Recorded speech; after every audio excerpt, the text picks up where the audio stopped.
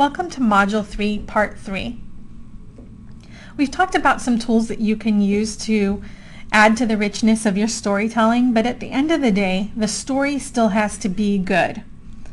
So even though there are now numerous tools to tell stories online, the essence of the story still has to be there. So you still want to have a good narrative.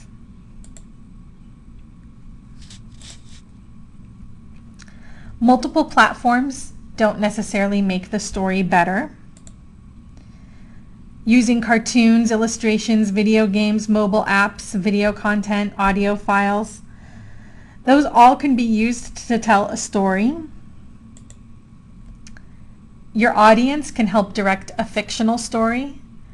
And they can do this by, creating, there could be a story online where it's sort of self-directed, where the audience or the reader has to make a decision after reading a particular passage. It's kind of like the old choose your own adventure books, but in a digital format.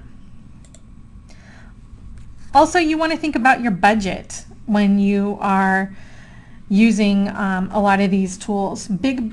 You can eat into a lot of your budget if you're using actors or high-tech tools.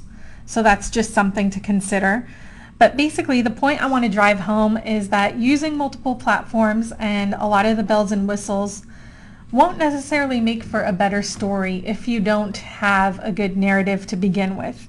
And in some cases you might even confuse your reader or the person that you're trying to target as your intended audience. Next, we're going to talk a little bit about photo essays, and that's something we're beginning to see more of with photojournalists who use the internet to tell their stories and to get their photographs out there. You can use slideshows to tell a story. Right here, this is an example of a slideshow that is on the Moyers and Company website. But there are so many slideshows on the internet. The Huffington Post is really famous for using a lot of slideshows, and they actually do it really well inside their stories. So a lot of times after you read a story and you scroll down, you're going to see a slideshow. When you're using other people's photographs, you're going to want to attribute them. Each photo that is clicked on could count as a page view depending on how you set up that slideshow. Slideshows can also feature videos, and depending on the platform you need to research which plugin you want to use to display the slideshow. So that kind of depends on whether you're using WordPress or whichever online platform you're using. There are different slideshow tools that you can choose from, and you're going to want to pick one that is going to work the best for that platform. You can also use your own personal photography collection. That's what I see more people doing when they are in doubt or whether they have questions about whether there's going to be a Creative Commons image for them to use.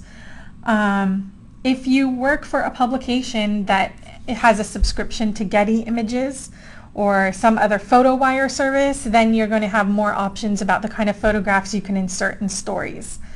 But the one thing to just be consistent about is with photographs that aren't your own, make sure you properly attribute them.